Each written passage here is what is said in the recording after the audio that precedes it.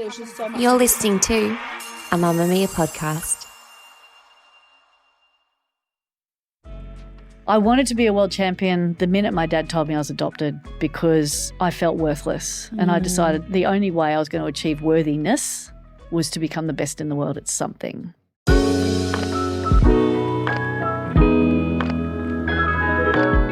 If anyone knows how complex the balance is between body and mind, it is a woman who has reached the pinnacle of her sport and then just blew right past it, while also at the same time dealing with mental health issues and a chronic disease. We're talking about 7-time world surfing champion Layne Beachley, sporting legend, mental health wellness ambassador, who's working to not only improve the minds of all of us, but who is at the same time growing the very next crop of champion surfer girls. Welcome to Well, Layne. Thank you, Claire. It's lovely to be here. I think we should probably start off this conversation with asking, are you okay today? I'm great, thank you. Good. Yes, I jumped in the water, had a swim, did a bit of meditation on the beach, just did something for me to fill my cup up today before I come and intentionally fill up the cups of listeners. Amazing. How important is that routine for you to do that every day? It's a deal breaker. If I don't do something for me every day, you get the bitter and twisted version of me. You get the resentful or grumpy or uninspired version, and that's not the best of me. So for me to show up as the best of me, to empower others to be the best of themselves, I have to do something for me each day. And that first hour of the day is the golden hour. Like to stay off my phone, dedicate the mind and the body to doing something that makes me feel good, and then switching on for the rest of the day. Actually, when I knew I was going to be sitting down to talk to you, I was thinking, like, where do I even start with you? Because you've got so many strings to your bow. And then I thought and wondered, is that sometimes a problem for you because you are so very giving? You're giving of your time, of your physical presence, like you are right now with me, of your heart, of so many things. Has that been an issue for you think, over the years, the fact that you are so very giving of yourself and maybe not receiving enough back in return? Or allowing myself to receive anything in return, which is learning to say thank you and meaning it. I would say previously, yes, Claire, it has been a problem. Yeah. And that's resulted in chronic issues, health, mental health, strained relationships, all sorts of things. So one of the catalysts to making me change my relationship with time and with energy was when my husband stopped me in my tracks one afternoon when he said, "Why do I always get the broken Layne?" And we tend to reserve the best version of ourselves for people who don't even know us, or for the workplace, or for people that we're trying to impress. And then we go home depleted, exhausted, and reserve that for the people who love us the most. And fortunately, my husband, who is also one of my greatest accountability partners and honesty barometers, he said that from a place of love and compassion because he'd had enough and fair enough. So I had to find a way to do things better. I found a mentor to help me break down aspects of my life that I knew weren't serving me. In actual fact, they were sabotaging me. And that came from a result of a scarcity mentality, a fear of letting people down, and a whole lot of expectations that were unnecessary and unrealistic. Once I discovered or uncovered a lot of that stuff, I had to now make a decision-making framework based on what was right for me in that moment in time. And that is essentially, if something lights me up and excites me, then hell yeah, sign me up, I'm all in. But at the same time, if I'm already depleted, overwhelmed, overworked, if aspects of my life are being compromised and sacrificed, if I'm striving to do something from a place of shoulda, coulda, or woulda, then my response is fuck no, I'm not interested. And that's not a reflection of you, it's actually a commitment to me. So saying yes comes from a place of genuine passion, authenticity, and respect for the opportunity versus I should, I could, I would, I think so, I guess so, I hope so, all of those things that don't stem from a place of belief, they come from a place of fear.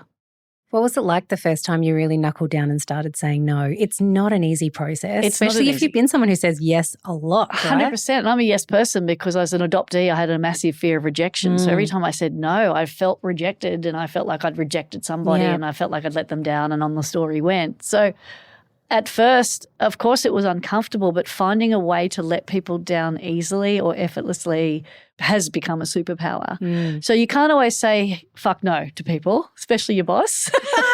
What? No, I know, right? Or potential clients.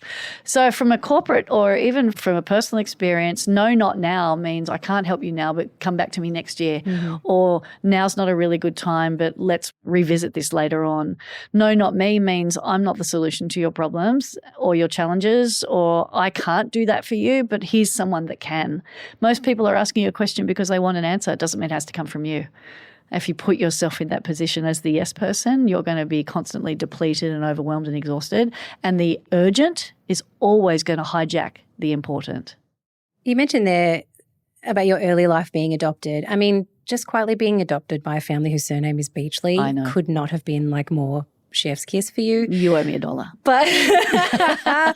But I would like to get into the body of little Layne. So because you start surfing when you're like 4 or 5 or something, like you're tiny, and then by your early teens you're competitive in surfing. And what was physicality and exercise like for you then? Was surfing the thing for you? Is that how you stayed active? Did you know that early that you needed to also train outside of surfing, or was it just like 100% in the water all the time? How far back do we want to go? I mean, competitive you maybe? Okay, so I started competing when I was 14. I was a tomboy, still am. I'm hyperactive. I swear that if I was in school today and behaved the way that I behaved back when I was in high school, I would have been medicated for sure. Really? Super distracted, easily distracted, very distracting, class clown. So year 7 to year 10. I was committed. Then I found professional surfing. That was going to be where I was heading. School didn't seem to contribute to that too much. In actual fact, I failed year 11 and my report card said, lock up Layne's surfboard. It's a distraction from her studies. It'll amount to nothing. Oh. So there's no question I would have been medicated or seriously disciplined of some description. I'm very grateful that I grew up at a time when I was allowed to be that and explore that aspect of myself, because that's not naturally who I am, but I was acting up and acting out because I didn't have the words to describe how I felt. I find that's what kids do a lot today. They don't know how to wrap a language around it, so they just behave in a way. Now I know that if I'm behaving in a way that's not congruent with who I am and I can't make sense of it, I draw it or I write it. And that helps me express it and make sense of it. So if I go back to that teenage version, I wanted to be a world champion the minute my dad told me I was adopted, because I felt worthless. And I decided the only way I was going to achieve worthiness was to become the best in the world at something. Now, at the time, I was playing every sport you can imagine, but the one sport I daydreamed about and wished I was there every moment of the day was surfing. And I didn't do it for the money. I did it for the love, the passion. I mean, back then, was there even money for young girls in surfing? Very little. Yeah. Yeah. And I came dead last in the first 5 events I competed in. So it was an auspicious beginning. And finding my way and navigating my way through those challenges obviously taught me the value of learning how to lose, because learning how to lose taught me how to win, surrounding myself with great people, being really clear about what it is that I want, because then when that clarity provides you with the ability to ask for what you need. And that's where I failed in business many times, is I didn't know what I needed, so I couldn't ask for what I wanted, and just continuously persevering and having the freedom to make mistakes. So that young version of me always wanted to be in the water, and I still do. The tan, it's real. It's an occupational hazard. I'm in the water every day, whether it's surfing or swimming. I've been following you on Instagram for a really long time, thank you. I love those moments where, and I think you and I talked on Instagram years ago when I think you might have been overseas even, and you just kind of happened on a beach with your surfboard and you decided to go out for a bit. And I was like, imagine you're just like an Aussie on holiday somewhere and you're sitting on the beach and Layne Beachley just walks out with her surfboard. Like, how wild would that be for that person? But I'd love to talk about where you are physically in your body, because as a young person, you don't really think that much about it, right? No, so you're just out, you're surfing. It's compromised. Not until it's compromised. You've done a lot of sports outside of that too, so your body's always moving and active, and you're probably just getting secondhand benefits in every sport that you're doing because of that. But obviously as time goes on, especially as you're doing something competitively, things start to break down. Yeah. You have injuries. They sometimes don't repair in the way that you would like them to. Or at all.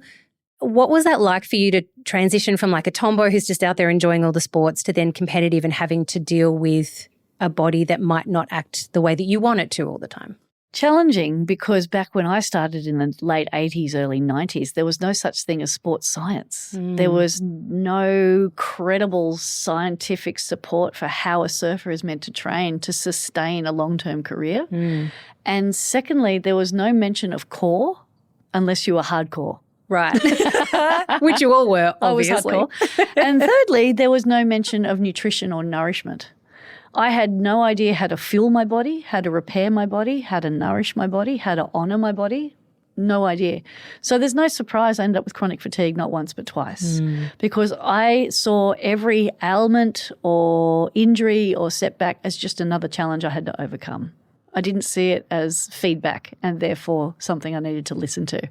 And one of my favourite sayings is the body whispers before it screams. I wasn't tuning into either.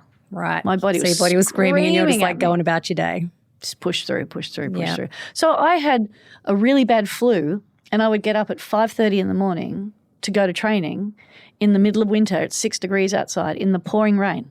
I was always training outdoors and I would go and push through training because I felt good afterwards. Yeah. I didn't know the long-term impact that was going to have on my ability to withstand illness, pressure, fatigue. Just did not learn to honour that. So that cost me my quality of health and well-being.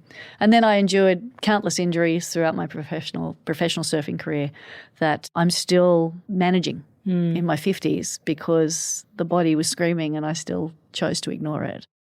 So you talk about your sport at some stage almost becoming the punishment itself. Yeah. So how do you then reverse that trend? How do you bring it back into being something that you love and not something that you're punishing yourself with?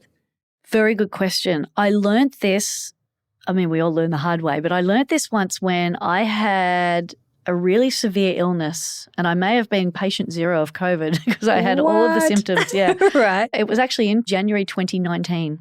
Well, right in the zone. Yeah. I was really, really sick and I had convinced myself that the best thing I can do is go for a surf. And I went for a surf and I got to clear out my sinuses and be in the salt water and get sun on my skin. But on the way home, because I walked to the beach and I walked back up the hill and I was so exhausted that I realised going surfing depletes me.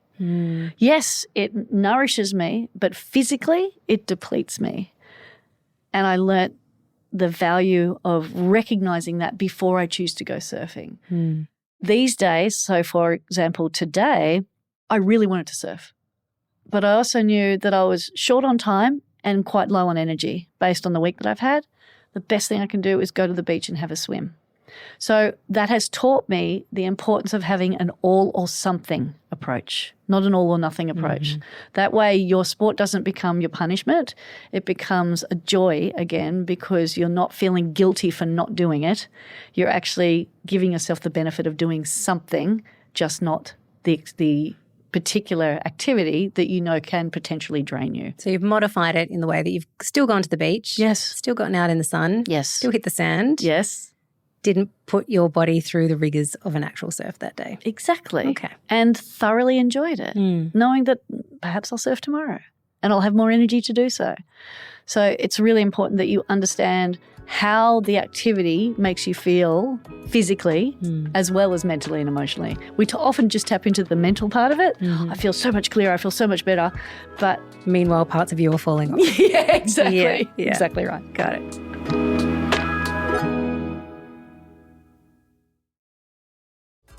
Quick question. Are you tired of the news? Do you want a podcast that isn't self-improvement? Come get unleashed. It's funny. I also think that underwear is sort of almost like a new marriage. Like it starts off, it gives you the best of what it offers at the beginning.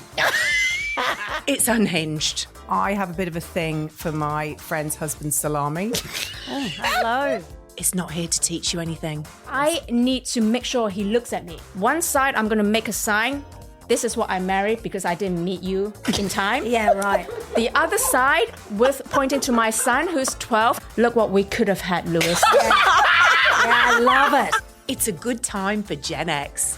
So search Unleashed wherever you get your podcasts. New episodes every Tuesday. So you've had those moments where you've had to really look internally and realize some things about yourself. Why do we find that so difficult to do, especially when we're struggling with mental health? To first of all admit it to ourselves, but then secondly to go externally and talk to other people about it. Why is that such a hard thing to do? I feel there's a variety of reasons why it makes it difficult. Number one, there's such stigma associated with mental health. And I don't understand that because my goal is to normalise the conversation around mental health. If you have a heart problem, there's nothing wrong with that other than not addressing it. But when you've got a mental health problem, silence it, suppress it, quiet. Don't let anybody know. Why? Is that changing though? I feel like more people are talking about it, whether they're talking about themselves dealing with it or just talking about it in general. It might be a different thing. Exactly. And one of the motivations why I'm such an open book is I want to help people feel less alone in their struggles. I have mental health days and sometimes I suffer in silence. Now, from my experience, I hold on to it too long because of my childhood. There was so much shame wrapped up in things being wrong that I was afraid to let someone know that I was injured or fatigued or vulnerable. It didn't feel safe. And that's all we're seeking is safety. And that's what your brain is seeking is safety. So perhaps it's environmental, it's circumstantial, it's a chemical, it's a variety of things. But if there's one message I would love to impart upon everybody is that we all endure mental health. Some of it poor, some of it good, but we all go through it. In actual fact, 1 in 2 of us will have a mental illness at some stage in our life. I'm 1 in 1. That's a lot of us. That's a lot of us. Yeah. So having the courage to say, I'm not okay, or I need your help, or I'm really struggling today, empowers people to support you and help you through it, which then shortens the struggle, shortens the lifespan of the illness. Also, too, I've heard you say that sometimes when people would ask you if you were okay when you really were not, you were like, I'm fine. I'm fine. I'm fine. Yeah, we know what fine stands for. Yeah. I'm Starts fucked with up, a pretty insecure, neurotic and emotional. I'm fine. Giving yourself permission to actually say I'm not okay too, right? And that's scary. If there's one thing I wish we learnt in school was to embrace discomfort because mental health challenges are uncomfortable. If you can get okay with being uncomfortable, you can overcome anything. Beautiful. Yeah, Tell me about chronic fatigue because it's such a misunderstood or maybe we haven't known enough about it to really comprehend what it looks like or how to even be diagnosed with it. And I think for a long time we just thought people with chronic fatigue just wanted to spend some time in bed. There was that kind of, they've had enough and maybe it was more a mental thing than a physical thing. Talk to me about chronic fatigue. What does it feel like? Well, now that I'm in menopause, it feels a lot like menopause. Right. Constantly fatigued, brain fog, unable to concentrate, soreness in your joints, swelling, bloating, just complete discomfort from head to toe. Very menopausal. Right. Yeah. So I now understand what that feels like. Yeah.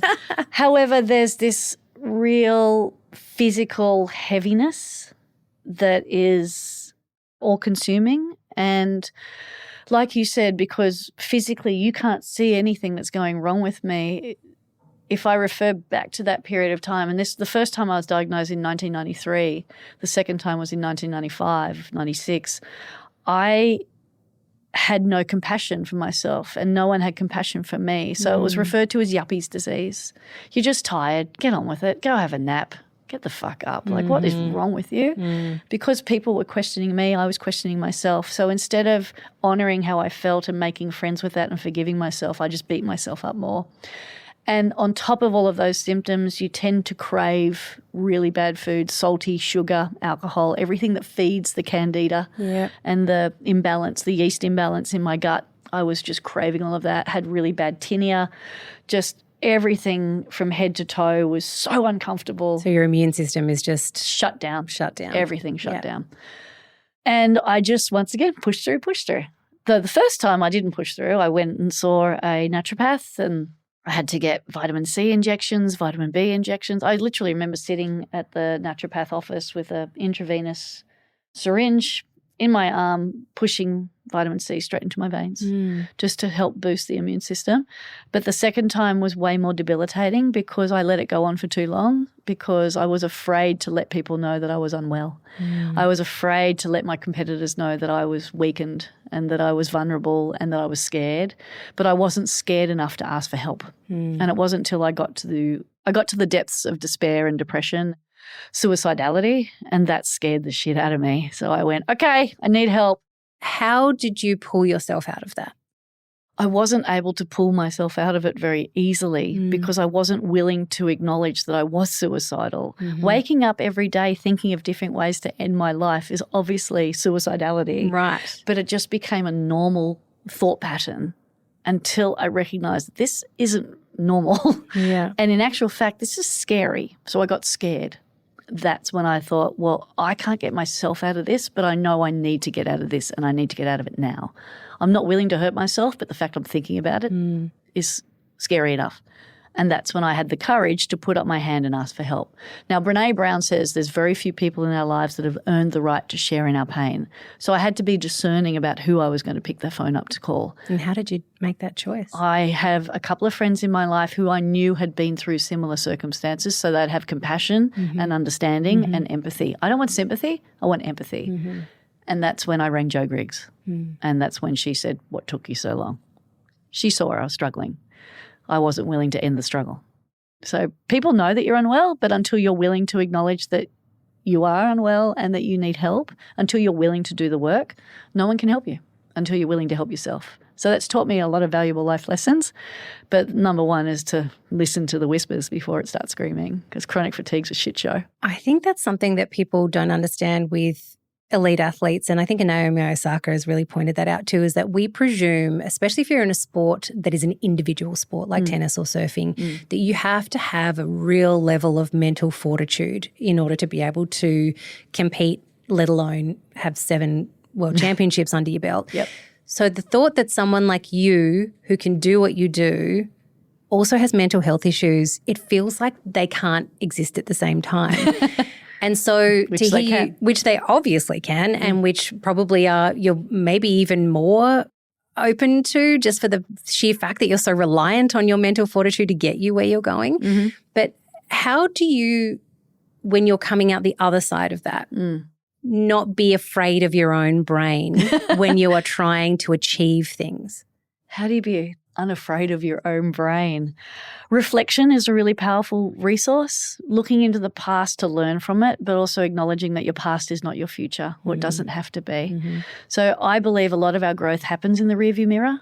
We have to have the courage to look in it and ask ourselves, why did that happen for me? As opposed to, why is this happening always to me? That's the victimized mentality. And I was a victim for many years until I realized that there was a gift in it all. I just have to have the courage to look back and go, that was valuable. That was a great life lesson. I've learnt from that, and I'm willing to apply those lessons now to ensure I don't endure that again. That's the tension. Well, it's not the tension. It's just a fine line. It's almost a juxtaposition, isn't it? Because having strong mental fortitude keeps me on my path, but can also help me override those warning signs and ignore them. So learning to honor myself in those moments and ask myself and actually listen to myself when I ask, what is it that I truly need right now? I really want to go to the gym. I really want to go for a surf. I really want to go for a run. I really want to push myself. What is it that I really need right now? Let's look at what I've just done and where I'm heading. Where am I at right now within that moment in time? I need to rest and give myself permission to do that. No guilt, no shame, no fear. Enjoy the rest and just stay in that for a moment in time, and then connect with how that rest makes me feel. I feel refreshed. I feel rejuvenated. I now have the energy to go and do those things that I really want to do. Permission. It's a permission slip. Yeah. How's nutrition changed for you over the years? The surfers I grew up with were notoriously disgusting eaters. I feel like you being in that world probably weren't the best at it at the beginning either, just for being in that world. You can say certainly. Certainly. Yeah. So how was your relationship to nutrition and how it impacts you as not just as an athlete, but just, as a woman and as a general human being, and how does that look for you now? Let's go back to when I was 20 years of age. Those first 20 years, I literally lived on Vegemite sandwiches and Barocca. Great. Breakfast of champions. And Nutrigrain. Literally.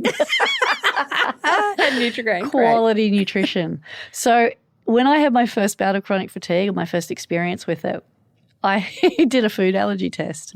Everything that I ate You're allergic to Vegemite sandwiches? No. I'm now allergic to bread, yeast, dairy, wheat. No. All of it.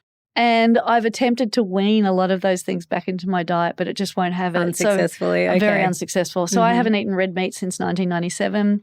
I am lactose intolerant, but back in those days, lactose intolerance showed up as influenza symptoms. So I was constantly diagnosed with flu and then I was administered antibiotics. So I lived on a lot of antibiotics as a kid, which obviously shattered my immune system. Which is heavily compromised to this day. So understanding nutrition now is very different. Even my relationship with food today is very different. I didn't have body image issues until after I went on the pill in my early 20s and I blew up.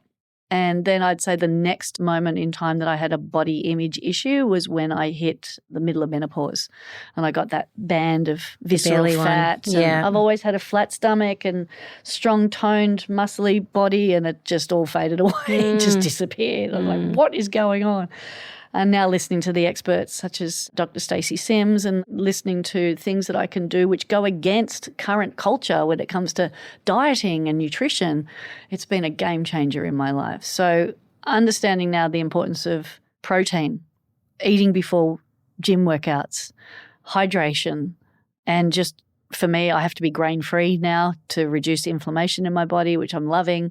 Having this information expands my choices and empowers me to make better choices for me. Nutrition back then was just a means to an end. Yeah. Hamburgers, French fries, chocolate thick shakes are no more. Everything sold in a beachside kiosk. Everything sold at McDonald's too, yeah. I mean, everything sold at a beachside kiosk was basically our fuel and it sustained us for the day. But today that would not sustain me for 1 second. Actually, it would make me really sick. It'd probably make you quite unwell. Yeah, it would make me unwell. Well, what does that look like for the people around you too? Because I was listening to your podcast and in particular the episode where you sat down with your husband. Oh, thank you. Which was lovely. But obviously nutrition for you and for him can look different and so you have to manage that at home. How do you? Because I think some of us, especially if you are in a household with young kids, for example, the thought of making, 15 different meals at any particular time of the day is such a pain in the butt. Like, why? I will just eat whatever is there. Yeah. So you consciously have to work out what is good for you as opposed to what is good for him when you sit down and have meals, yeah? Yeah, he's very adaptable. He's also mainly the cook. He's the chef of the household. So, and lunch basically rules his life. So the first thing we think about when we wake up in the morning is what's for lunch today? I mean, that's very helpful. It is. It is. And we have the flexibility and the wonderful opportunity to shop daily. We don't have to do the weekly shops. We don't have to do the weekly meal plan. We don't have to think well ahead. We can actually be quite adaptable on the day and spontaneous. I start every day with a protein smoothie. And because I now have protein at the start of the day, I don't snack and I don't have sugar cravings. Then that leads to what's for lunch. We always have in the fridge a bag of salad and a slab of tofu. And then at dinner, it's normally protein and vegetables. So we eat very clean and very basically, but then I love also making halloumi prawn pizzas and I love Mexican food. So that's pretty much my staple addition to the culinary creativity in our kitchen. Kirk will basically whip up anything because he has a Chinese cooking background from when he was 17. Our meal plan is based on how we feel on the day, but also how we've been fueling our bodies. Now, as he's getting older, he's really embracing long-term fasting.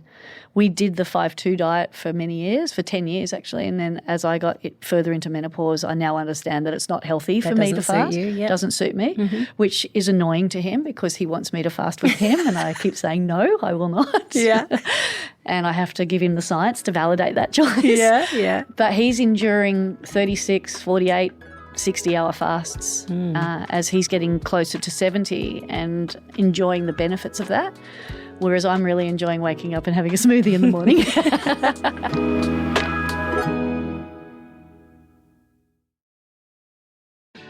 A strapless bra that stays put or wire-free support that actually supports. That is Nala. They do the inclusive sizing A to J, wire-free support and straps that stay put past 3 p.m. Right now, Mamma Mia subscribers have 25% off site-wide. We call it the subscription that pays for itself because realistically, one Nala shop, and I do shop at Nala very often, it covers the cost of your membership for months. If you are already a subscriber, the code is in your subscriber hub. And if not, join via the link in the show notes and you can unlock it instantly. Support women's media while Nala supports you. So it sounds like menopause has really been a big shift for you. Like Massive. It is for a lot of us. But what has that been like with your relationship to your sport? Because as you mentioned, your body changes. You're no longer as, your muscle definition goes and you do your weight distribution changes. Like how does that now look for you when you're, out in the surf? Because it's such a physical thing and your body is no longer doing what it used to.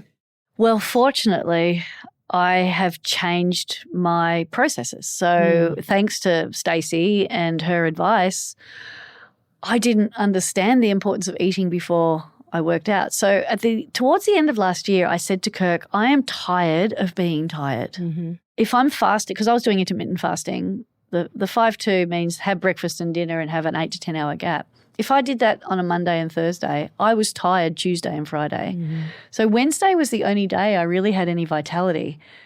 And then the weekend was usually caught up in being social, and then we'd start again. And it just became arduous and unenjoyable. And so when I stopped fasting, I realized I don't have to be tired of being tired anymore because I can now feel my body. Yeah. Then I embraced eating more protein. Now I have the vitality to train, surf, exercise. I have the vitality to do all of that. So I've actually transformed not only the shape of my body, but the capacity. And I'm really, really grateful. So now, like yesterday is Wednesdays are my weight training days. Stacey told me that to remove the visceral fat band around the lower abdomen, to do 30-second high-intensity sprints of some description. I love beach sprints. So on every Tuesday, I do 5 around about 150-metre soft sand sprints in a 30-second interval, and then a 2 running on sand is my absolute worst nightmare, but you do you. I do me. Yeah, don't put me in a gym, put me outside. So all of these things I found, and they're not depleting me. In actual fact, they're elevating me. They're energizing me. Mm-hmm. So now I can do more. So what that has enabled me to do now is improve the way I'm surfing, because my surfing did suffer. Mm-hmm. I felt weak. I felt slow. I wasn't completing turns. I wasn't completing waves. And that was making me question my ability to keep doing it into my 50s. Now I'm surfing stronger. I can surf longer. I'm surfing better. I feel better in my body. I'm happier. I'm less self-critical. I endure less moments of energy depletion. And I'm learning how to honor all of that just by doing a couple of simple things like having protein in the morning, being kinder to myself. A full-length mirror at night is my antithesis. Mm-hmm. So I have a boundary around never looking in a full-length mirror naked in the evening. Right. So all of those things, I've just become aware of them, and I either hold on to them or I let them go. But it's a matter of trial and error, really. You mentioned training with Shannon then. I've heard you say that you prefer to train with a personal trainer because you need an accountability partner. How important is that in your physical health? It's incredibly important. And for anyone that's learning how to do something new, grab an expert, shortcut the struggle. Find someone that can help you achieve it a lot faster. I've been in a gym my whole life, but I've never really had to think when I'm in it because I've always had a personal trainer to guide me, to watch me, to support me, to challenge me, to bring the best out in me. They're my cheerleaders. So when I went to the gym, I literally look around and go, I don't know what to do with any of this stuff unless I have a program written in front of me and someone who's created a system or a process to follow with a directive as to why we're doing this. It's one thing just to go, like, I want big biceps, let's just do bicep curls.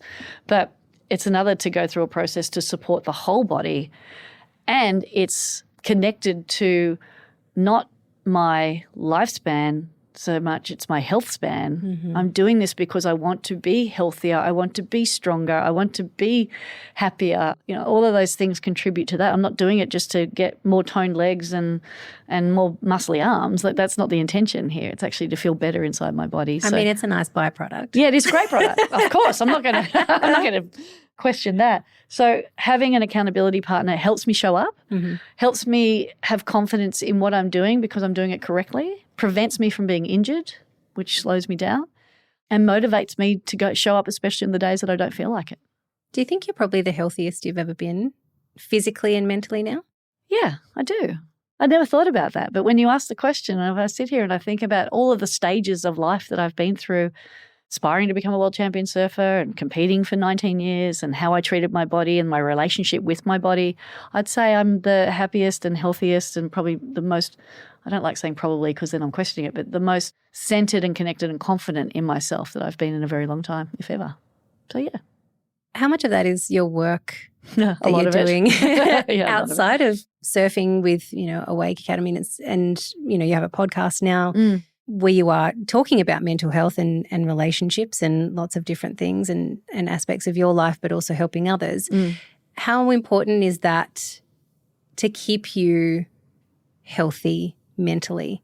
I don't use external validation or endpoints to motivate me to do the work. I'm motivated because I want to do the work. You've said you're a process person, right? I am You a like very to do the process-driven process. person, yeah. Yeah. I'm predominantly a process person because I learnt in World Titles 1 and 7 that when you follow the process, you have a much more enjoyable experience. But when you're outcome-driven, the result defines you. So if you don't achieve that, then you feel unworthy or whatever narrative you wrap around that experience. So it's wonderful, and I'm very grateful that I do the work that I do because it holds me accountable, of course, but I do it because I love doing the work on myself. I love holding myself accountable. I love challenging myself. I love understanding myself more. I love learning more about myself because we teach what we need to learn. And by sharing my life lessons, I've helped people help themselves, but I also help people feel less alone in their struggles. Because as you said earlier, if I can go through that, then what's stopping anyone from going through that? And I believe that if I continuously grow and challenge myself, then I can help people do that as well. But it starts with me. It doesn't start with the person outside of me. But I'm very grateful that there's people who are willing to do the work because Awake Academy was born on that premise. What's it like for you now to be hearing and be telling the stories of what it was like for you as a young woman on the tour with other young women who weren't equipped to really support themselves, let alone really support each other in that time? But, I mean, watching the documentary Girls Can't Surf, I mean, I think I cried in the opening credits. After watching it, was a mess. But Did you love the bit about the bikini contest? Oh, my God. There were so many times I wanted to scream at the TV. But even then, like those moments where you see, surf companies realize that a certain size of board shorts keep selling out and they're like, I wonder why that is. And it's like, well, the girls are like, well, nothing fits us except for these tiny shorts. What are girls wearing shorts for? We want to see them in bikinis. Exactly. But it's not about what you want to see us in. Yeah. I like the frustration and the anger, but also the joy and maybe like there's resentment. There's so many threads from those stories of a time where, you girls were fighting sometimes for your lives in these situations. Is it cathartic to talk about it yourself and to hear the stories from the other competitors at the time? Is there ever a sense of regret or those moments you're like, God, I wish I'd done that differently or treated that person differently in that time too? Because it's a lot to reckon with. It is a lot to reckon with. 20 years of your life. Yeah. And there's a lot of moments where I reflect back and go, oh, I can't believe I behaved that way or said that thing or did that. I regret being that person, but I can't go back and change it. So I have to go back and forgive myself for the person I was and learn from it and go, okay, what am I going to do now? There's nothing I can do about it. I can just let it go and learn from it. Watching that film filled me with pride that we were able to overcome that, and now the benefactors are the current and future generations of women surfing, because I'd hate to go through everything that I went through and look back and see nothing had changed. That would be the biggest disappointment. So I spend more time looking forward than I do looking back. And yes, there's some regrets and some things that I'd rather not have to own up to, but I'm also conscious of the fact that the stories that we wrap around it, the narratives that we have about it can either keep us stuck in it or propel us forward. And I'm really grateful that the predecessors of women surfing were able to not only withstand that and sustain that, but overthrow that, which provided me with the platform to do what I did, and then it's providing the current generation with their platform. Every generation has its fair share of challenges. So I often refer back to it as that misogynistic, sexist shit show because, but here's the thing, we forget how bad it was because we're just in it and we're enduring it. We're surviving it. Yeah. We don't even realize how bad it is until you look back and go, oh, yeah, actually that was really bad. That was really sexist. It's amazing what you can put up with in the moment, isn't it? Isn't it? Yeah, absolutely. And it's not just confined to sport. We see it across all industries. You must be pretty happy with the progress, though. I mean, there's pay parity in surfing, and we've got some young Aussies who are doing incredibly well, young girls who are doing incredibly well. You must be very proud of the people that have come up behind you. Very proud, very grateful that surfing within Australia has been able to develop such incredible talent and that these women are so inspired by every generation, not so much before them, but by the generation coming through. I think of, when I handed the mantle over to Stephanie Gilmore, I invited her to surf. I staged the richest surfing event in the world for 7 years, and I invited her as the wild card, and she beat me in the final of my own contest, and that was pretty much the beginning of the end of my career. Well, you invited her in. Yeah, I know, it's all my fault. And then 2 years later, Tyler Wright, as a 14-year-old, wins my event. I'm like, all right, my work here is done. Over to you, girls. And now with the likes of Molly Picklam, I mean, she's the epitome of what Surfing Australia set out to achieve, and that's the pathway to the podium from grassroots all the way through the Olympics. So I'm incredibly proud of where women's surfing is today, and the role models and the ambassador that the sport's producing is very satisfying to watch and cheer. I'd love to get your advice just for women who are listening to this, who are not world-class athletes, who are not in with a personal trainer or hitting the beach every day. How do we motivate ourselves to get up and get out and get moving? Because it is not easy. No. A lot of people are dealing with a lot of different things that are a barrier for that. So what's your advice as someone who lives this every day? Yeah. What would you say? Start small and start with a love to do list.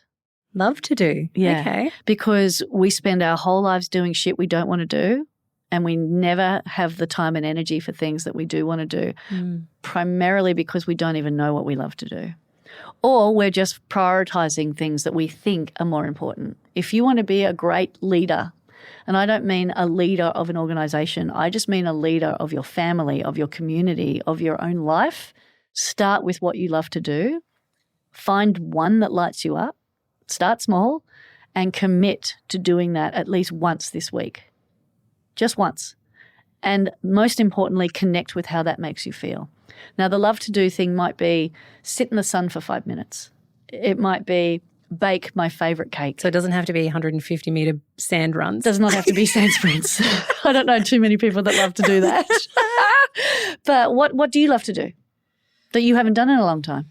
That's a really good question. I'm going to have to think about it. Think about it. Because you're right. I haven't thought even for a second about putting that into words or writing it down on paper. Yeah, I had coffee with a dear friend this morning, and he said, I want to do this, and I want to do that, and I haven't had the time for this because I've been prioritizing work and family and travel. I'm like, well, why are you doing what you do? For example, why do you go to work? Why do you value that? He's like, well, I want to lead people.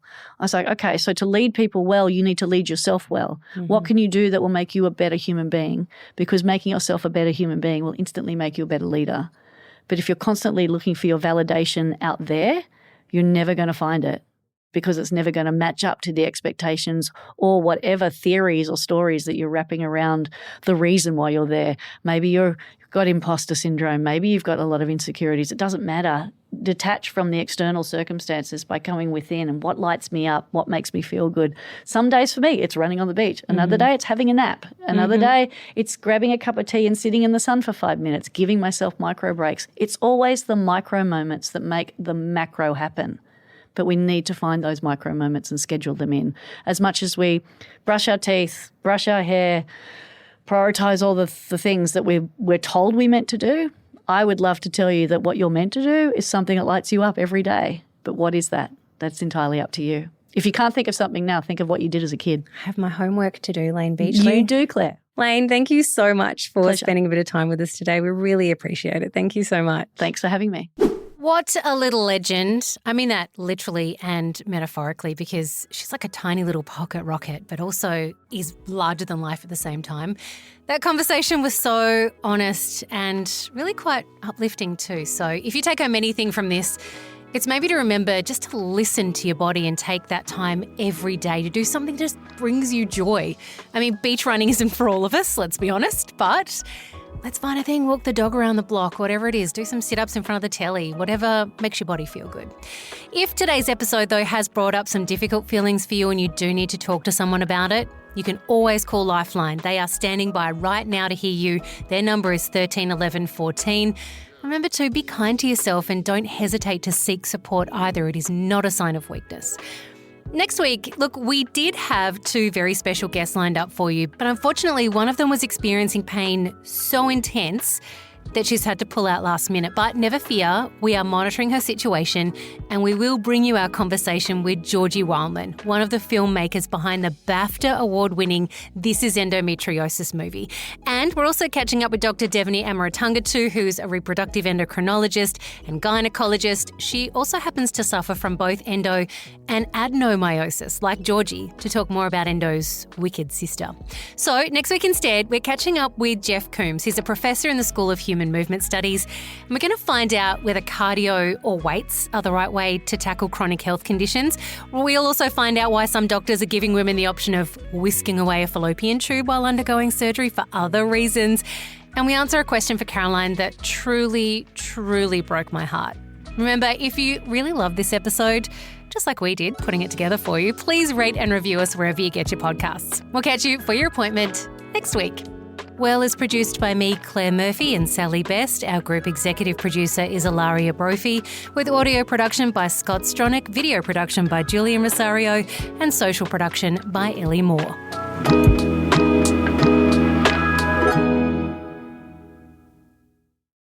Mamma Mia acknowledges the traditional owners of the land we've recorded this podcast on, the Gadigal people of the Eora Nation and the Wonnarua people. We pay our respects to their elders past and present and extend that respect to all Aboriginal and Torres Strait Islander cultures.